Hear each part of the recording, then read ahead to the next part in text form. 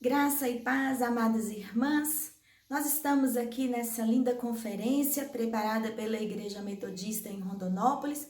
O objetivo dessa conferência é a gente pensar em que situações da nossa vida, na condição de mulheres, na condição de servas do Senhor, nesse chamado dele para que possamos estar em relacionamento com o Senhor, a gente possa romper, não é, algumas coisas da nossa vida, alguns gargalos, digamos assim, que talvez estejam impedindo a nossa vida de fluir naquela dimensão que o Senhor tem para nós.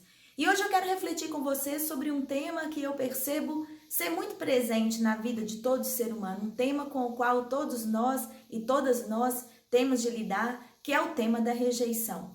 E para isso eu quero pegar uma personagem que não é muito usual para a gente refletir sobre isso, mas com quem eu tenho aprendido muito, que é a figura de Mical. E eu queria ler com vocês o texto mais conhecido onde ela aparece, que está em 2 Samuel, capítulo 6, a partir do versículo 16.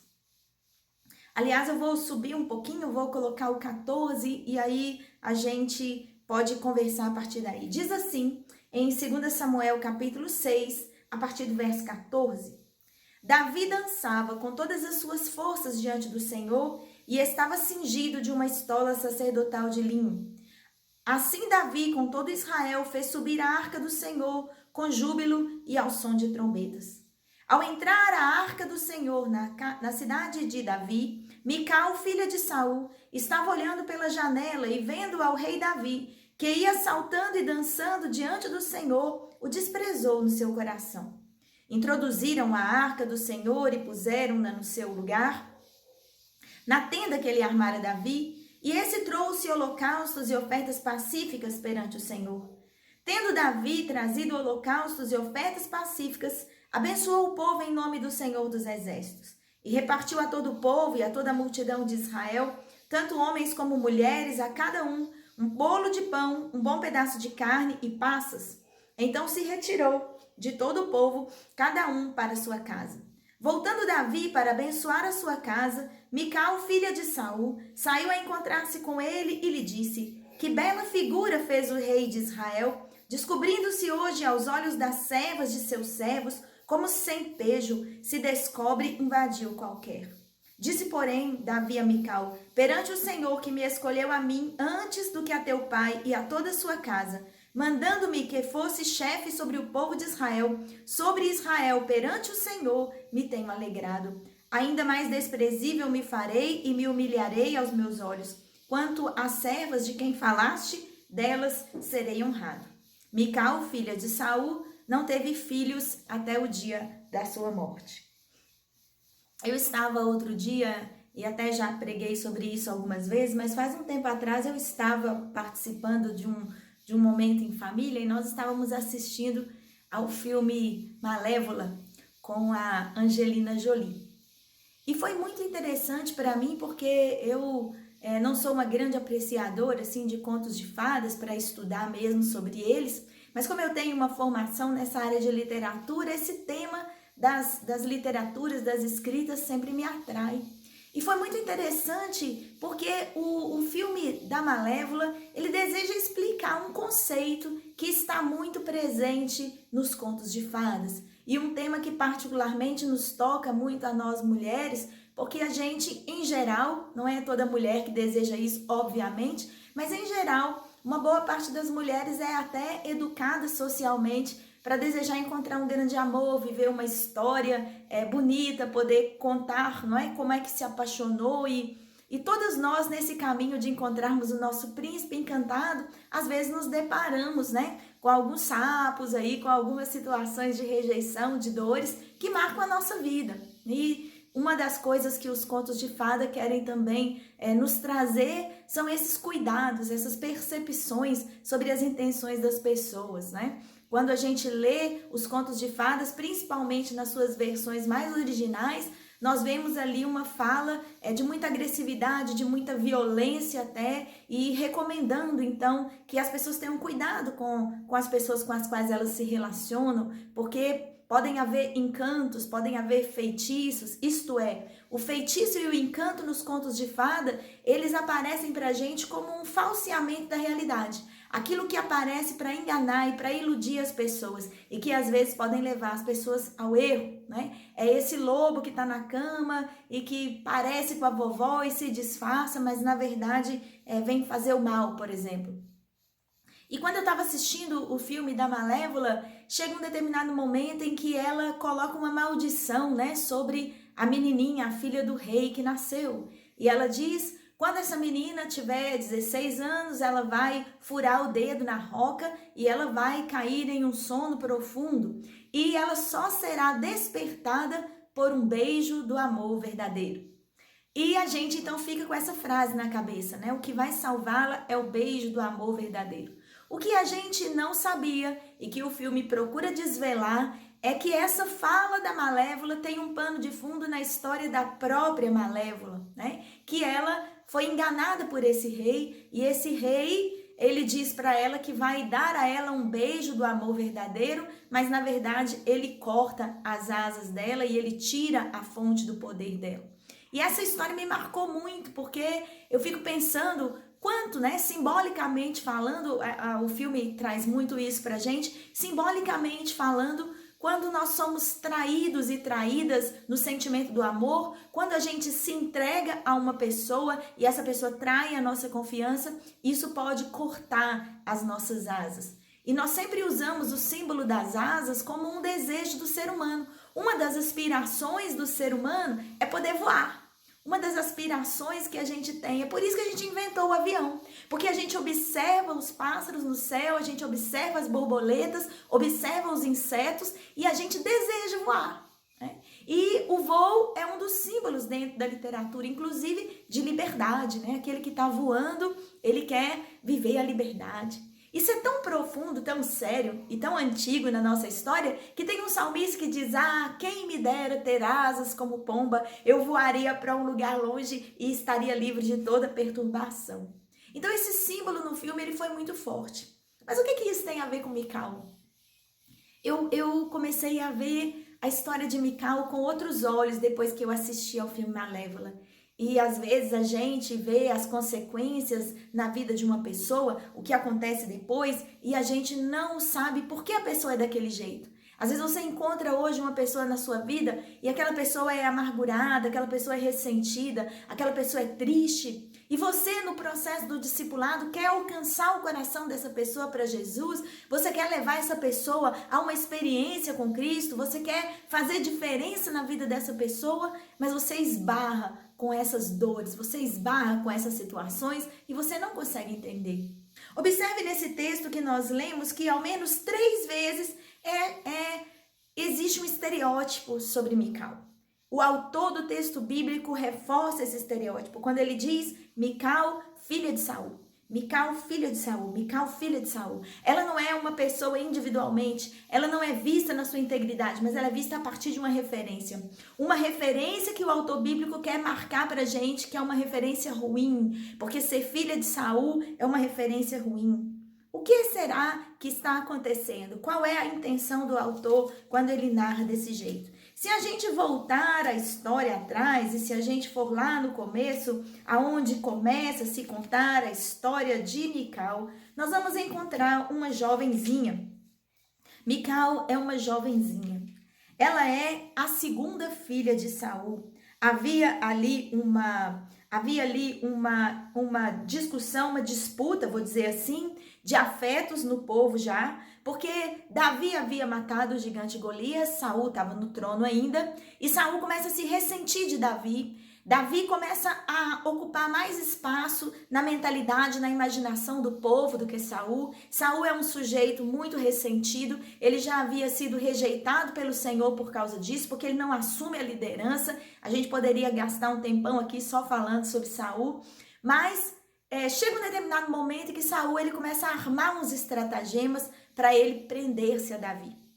E sabedor ele de que Samuel já tinha ungido Davi como rei de Israel, ele então usa as suas filhas como um estratagema para prender Davi. Primeiro, a intenção dele era casar Davi com Merabe, que era sua filha mais velha. Não é? Lá no versículo 17 do capítulo 18 de 1 Samuel, nós temos essa fala. Disse Saul a Davi, Eis aqui Merabe, minha filha mais velha, que te darei por mulher. Sê-me somente filho valente e guerreia as guerras do Senhor. Porque Saul dizia consigo, não seja contra ele a minha mão, e sim a dos filisteus.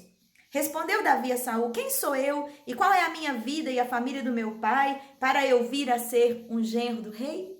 Então Saul queria usar suas filhas como uma maneira de prender Davi, mas Davi não se sente ali naquele momento confortável para poder casar-se com Merabe, e ele diz, não, eu não sou digno, eu não posso fazer parte da família real. E então Saul se vê frustrado nesse estratagema. Mas no versículo 20 diz, Mical, a outra filha de Saul, amava Davi. Eu quero reforçar com você que muitas vezes a gente pega o texto bíblico e a gente vê Mical muitos e muitos anos depois, porque desse momento aqui até o momento que Davi se torna rei, muitos anos se passaram. Então agora a gente vê uma Mical envelhecida, a gente vê uma Mical cujos anos de vida se passaram, a gente vê uma mulher que quando a gente começa a olhar a trajetória de vida dela, é uma mulher sofrida, é uma mulher abusada, é uma mulher tratada muito mal por todos os homens que passaram na vida dela, e agora ela está numa torre, porque é isso que Davi faz, ele leva Mical e aprisiona Mical numa torre, e ela mora no palácio, mas ela não usufrui a vida real, ela não é esposa de Davi naquele contexto, ela é uma prisioneira no palácio, e é essa mulher que a gente se depara olhando a Davi pela janela. Mas eu quero que você esqueça essa Mical que você já conheceu, esqueça essa Mical desse texto bíblico e vem comigo conhecer a história dela. Vamos respeitar a trajetória dela, a história dela. E vamos entender como essa história dela tem muito a ver com a gente. Aqui a gente tem uma jovenzinha, Mical, a outra filha de Saul. A outra filha de Saul. Ela é a mais nova da casa, né? É uma outra Lia que a gente está se deparando com ela aqui, né? Havia sido oferecida Merabe como filha mais velha para Davi. Ele rejeitou, mas Mical, a outra filha de Saul, amava a Davi. Contaram isso para Saul e isso lhe agradou. Ele disse, não deu certo com a primeira, mas agora eu vou usar a minha segunda filha. Veja como ele é maldoso, veja como ele é perverso, Saul. Ele diz, eu lhe darei para que ela me sirva de laço e para que a mão dos filisteus venha a ser contra ele. Pelo que Saul disse a Davi, com essa segunda, hoje serás o meu genro. Ordenou Saul a seus servos, falai confidencialmente a Davi, dizendo, eis que o rei tem afeição por ti e todos os seus servos te amam. Consente, pois, em ser genro do rei. E aí é interessante porque Davi, ele aceita essa fala, né? Ele aceita essa fala e ele se frustra então os planos de Saul. E no versículo 28 diz, viu Saul e reconheceu que o Senhor era com Davi, e Mical, filha de Saul, o amava. E nós vamos seguindo a história, vamos aqui percorrendo as páginas e nós vamos encontrar, não é? Várias vezes o texto diz, chamando Mical, Mical, mulher de Davi, Mical que amava Davi, Mical amava Davi. Várias vezes nesse texto nós vamos perceber que o tempo inteiro, no início da história, a gente tem uma mulher que realmente amava Davi. Amava Davi. Eu já brinquei em algumas vezes que eu tenho algumas dificuldades bem grandes com Davi.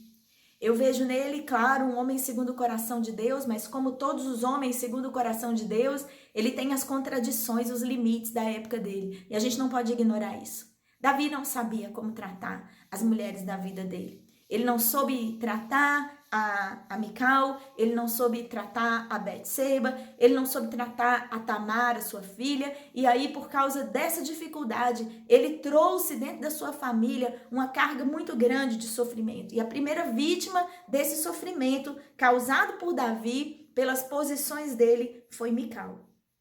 E quando finalmente Saul morre, Davi precisa resolver o que ele vai fazer com o resto da descendência.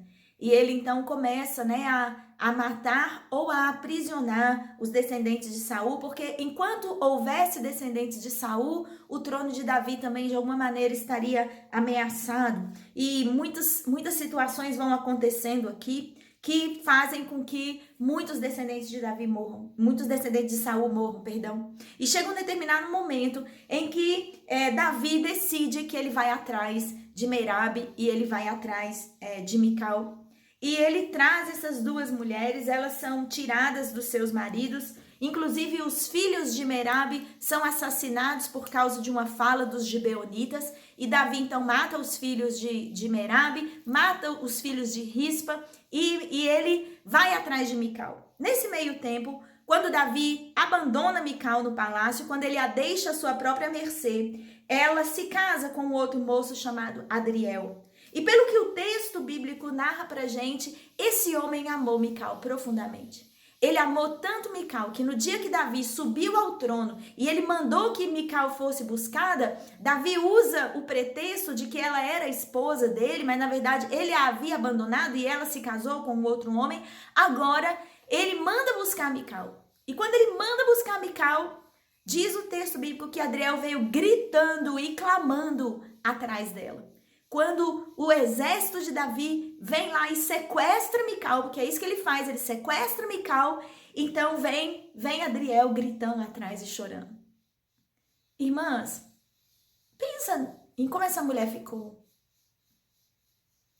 Quais são os sentimentos que essa situação dela traz para nós? Quando a gente vê essa trajetória toda, fica mais fácil a gente compreender qual é o sentimento que está no coração dela. Ela se lembra, eu amei esse homem. Eu amei esse homem tão profundamente que teve uma vez que meu pai queria matá-lo e eu disfarcei, eu acobertei a fuga dele, eu menti para o meu pai por causa dele, porque eu o amava. E nesse momento agora, em que o poder se coloca, em que Davi tem que se manifestar ali como rei, tem que ser visto como rei, todo mundo tem que saber, a narrativa do texto bíblico muda. E antes, se era antes Mical, esposa de Davi, ou se antes era Mical que amava Davi, agora toda hora se diz Mical. Mical, filha de Saul. Mical, filha de Saul. E a ideia dessa fala é produzir na gente que está lendo uma ligação muito maior dela com Saul do que uma ligação dela com Davi. Mas a verdade é que emocionalmente, Davi estava muito mais no coração de Mical do que seu próprio pai. Ela havia arriscado muitas coisas por causa disso. Ela havia arriscado tudo para estar com aquele homem. E agora, de repente, essa situação acontece e a gente vai encontrar aí, então, um Davi que agora, lá no segundo livro de Samuel, já é o rei. E ele está fazendo festa. E ele diante do povo aparece, diante do povo ele quer ser bem visto, diante do povo ele quer manifestar toda a magnitude do seu reino, ele quer cantar, ele quer dançar. Ali para o povo ele dá bolo, ele dá passas. E enquanto ele faz tudo isso, Mical está olhando pela janela. E ela o despreza no seu coração, porque ela conhece o homem, ela conhece o ser humano por trás do título. Ela conhece o ser humano por trás da aparência. E talvez você que está me ouvindo hoje fique chocado com essa visão. Assim, poxa vida, a bispa está defendendo Mical e está detonando Davi? Está desprezando Davi? Não, eu estou querendo mostrar para você que existe uma humanidade na gente. Uma humanidade que quando é ferida pode nos levar a tomar muitas posturas e muitas decisões que vão trazer amargura à nossa alma. Eu não sei se Mical poderia escapar daquela situação dela, porque naquela época as mulheres não tinham direito ao seu próprio corpo, elas não tinham direito às suas próprias decisões, elas não podiam decidir com quem elas iam casar e nem como elas iam viver. E uma princesa, muito mais, porque uma princesa, a gente fica aí com essa cabeça de princesa da Disney, mas as princesas na história são mulheres que sofrem muito. Elas não podem decidir sobre seus destinos, porque tudo que elas fazem tem uma implicação política, tudo que elas fazem pode repercutir no reino. Elas podem ser determinadas a se casar com os piores homens, e isso aconteceu muitas vezes na história. Esther e Vasti se casaram com um homem horrível, porque o rei Assuero era horrível. E elas estão presas nessa situação. E isso deve hoje nos alertar sobre como nossas relações muitas vezes podem nos adoecer. Porque a Mical que olha pela janela é a Mical que viveu muitos anos de rejeição. É a Mical que foi abandonada pelo general Davi, quando ele não era rei ainda. E ela havia investido tudo naquele amor porque ela amava Davi. O texto é claro em dizer, ela amava tanto Davi que até o pai dela ficou dizendo, não tem o que fazer. Davi é amado por Mical e ela vai defendê-lo. Ela não vai fazer os meus interesses porque ela entregou o coração dela para Davi. E esse tempo todo, esse amor de Mical foi desprezado. Ela quis receber de Davi um beijo do amor verdadeiro, mas ela foi traída. As asas dela foram cortadas. Davi não pode ter filho com Mical, porque se ele tiver filho com Mical, então significa que Saul continua no trono. E ela sabe que agora ela vai passar o resto da vida dela sozinha. Porque o marido dela, Adriel, não pode mais vir fazer nada por ela. Ela não teve filhos com ele. Não sei por que motivo, mas ela não teve filhos com ele. E agora também ela não vai ter filhos com Davi. Não só porque a Bíblia, quando ela diz aqui, Mical não teve filhos até o dia da sua morte, faz soar na nossa cabeça ou parecer na nossa interpretação que ela não teve filhos porque Deus a fez estéril, mas o texto não está dizendo isso. Ela não teve filhos porque ela não tinha mais marido, ela não tinha nem Adriel e ela também não tinha Davi. Ela fica ali separada e ela não pode ter filhos porque agora ela é a filha de Saul. E essa rejeição custou a alma de Mical, porque Mical ela se contorce na sua dor emocional e quando ela olha pela janela ela vê Davi ri com todo mundo, Davi brinca com todo mundo, Davi se diverte na presença do Senhor, mas comigo não é assim. Quando ele está comigo não é assim. Quando ele está comigo eu vejo o outro lado, eu vejo outras situações. Eu estou presa nessa torre, eu não tenho o que fazer da minha vida, enquanto ele está lá fora celebrando. As empregadas da casa, as escravas da casa, têm mais valor para ele do que eu. E é essa a queixa que ela faz ele. Você está fazendo uma bela figura, Davi. Você aparece para todo mundo como um cara legal. Você se faz de uma bela figura diante de todo mundo. Lá você nem mesmo tem a sua realeza, você se comporta como um vadio qualquer. E Davi maltrata ela mais uma vez, porque se a gente for olhar bem o que ele diz para ela, perante o Senhor, que me escolheu a mim antes do que a teu pai, não.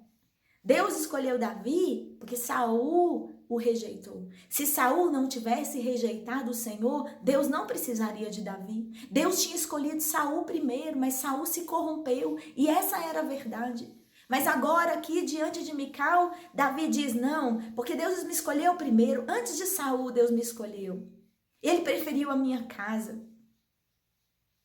Isso deve ter doído no coração dela uma vez mais. Porque se meu pai é rejeitado e a casa do meu pai é rejeitada, então eu também não tenho nenhuma oportunidade, nenhuma chance. Eu quero dizer para você, minha irmã, que talvez Mical não tivesse tido mesmo uma oportunidade para viver uma vida de outro jeito. Que ela estava aprisionada em uma situação política, ela estava aprisionada em uma situação histórica, ela estava aprisionada em uma situação social que não dava a ela saída.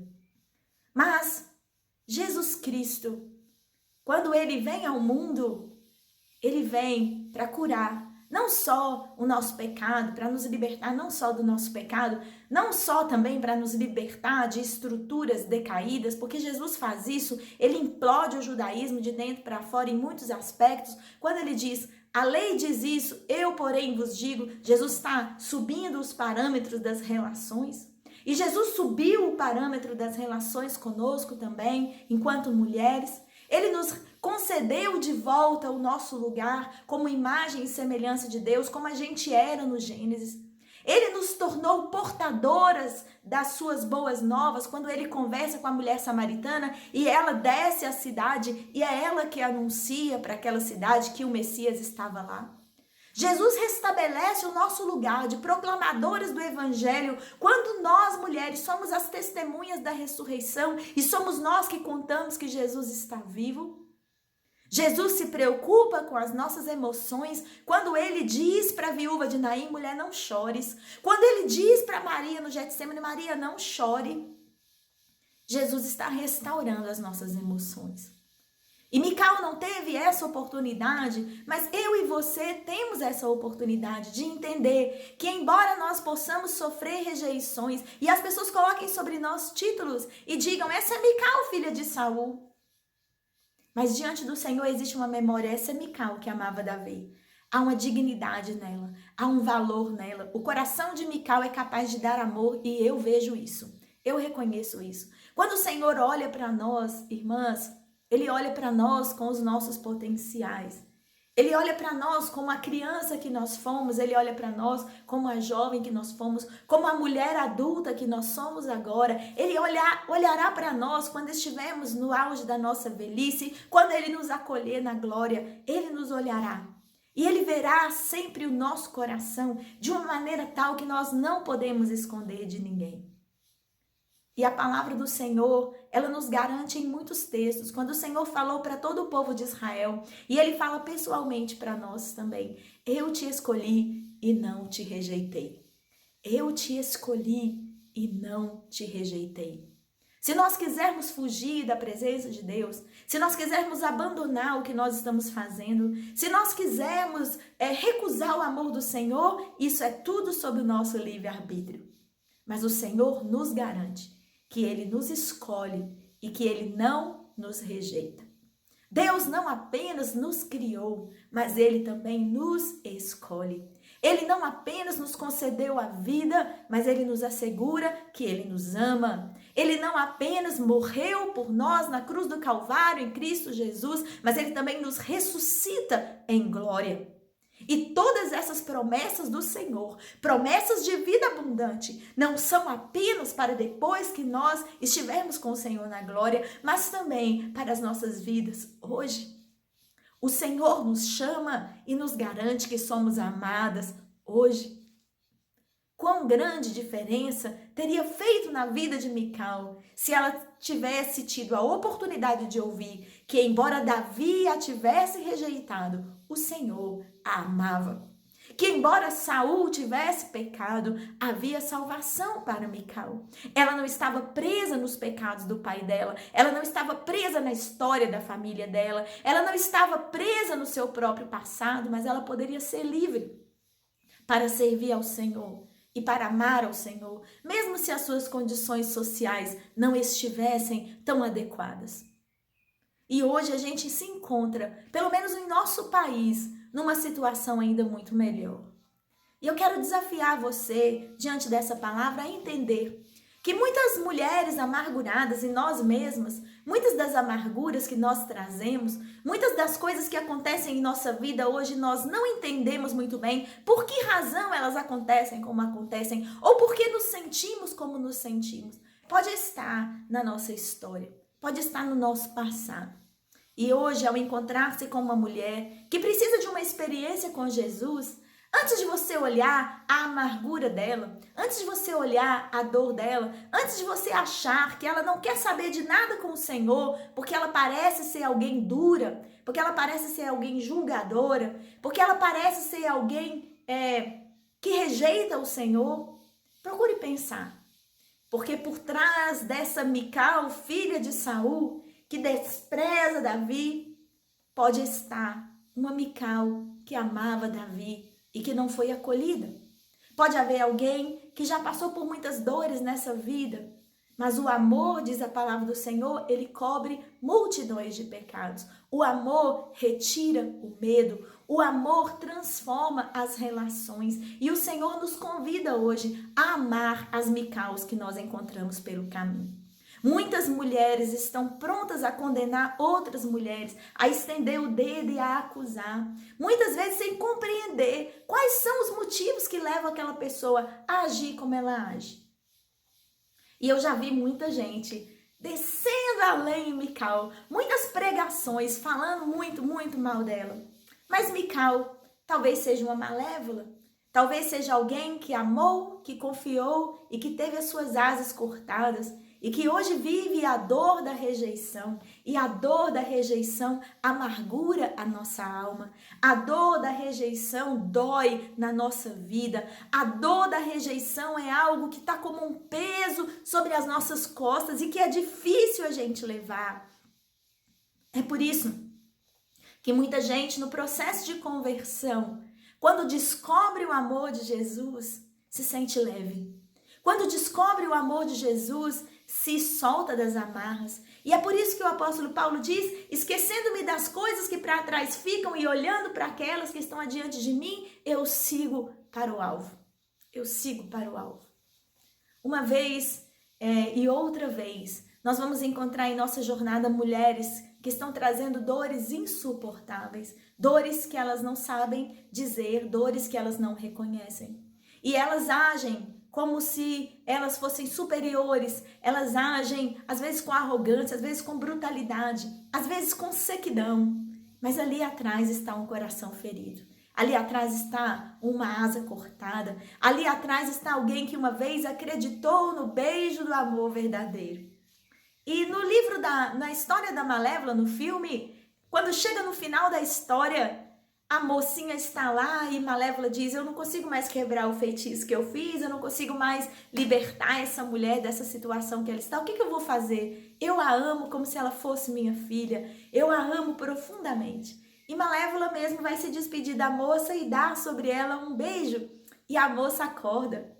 Muitas vezes a gente pensa que o beijo do amor verdadeiro é o beijo romântico, o beijo do Eros, né? O beijo da relação entre um homem e uma mulher, o beijo do casamento. Mas aquele beijo foi um beijo que a gente poderia descrevê-lo como sendo o beijo da sororidade, do amor genuíno entre duas mulheres, de uma mulher que decide amar a outra, de ser companheira na jornada. E você e eu somos chamadas pelo Senhor para fazermos discípulas.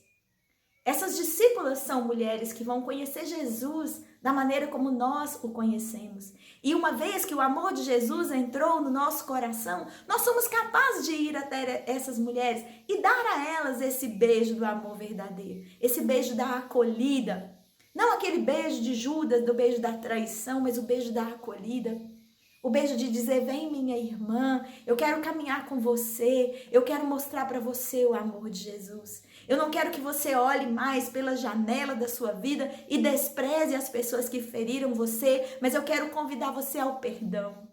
Eu quero convidar você à libertação maior. Eu quero convidar você à possibilidade de que outras pessoas no seu futuro, de dentro dessa comunidade de fé, amem você genuinamente e reflitam para você o amor de Jesus.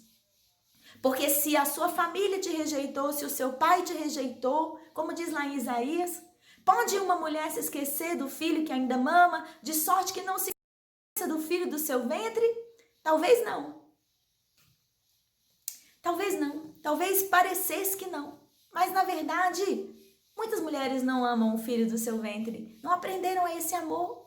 E, às vezes, uma criança pode ser rejeitada. Mas o Senhor segue dizendo: mas ainda que ela faça isso, se ela fizer isso, eu, todavia, não me esquecerei de você.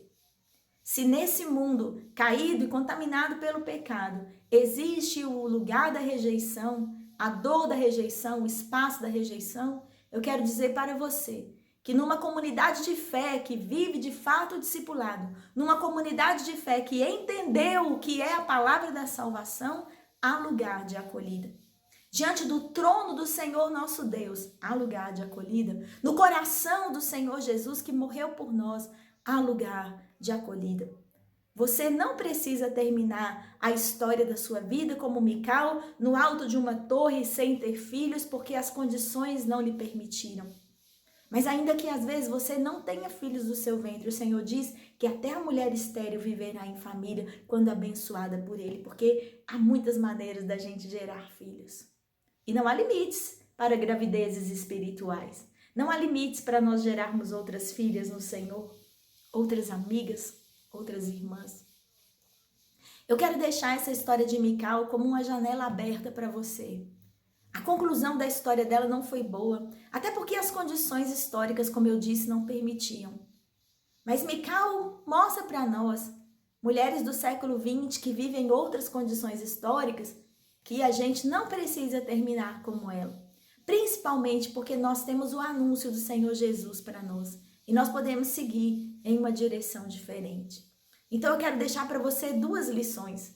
Se você se sentiu rejeitada em algum momento na sua vida e você tem tomado ainda hoje decisões com base nessa rejeição que você sofreu, e você tem medo de uma entrevista de trabalho, você tem medo de uma comunidade local, você tem medo de se apaixonar por alguém porque você já foi rejeitada, eu quero dizer para você que você não deve viver com base nesse medo, porque o amor de Deus lança fora todo medo.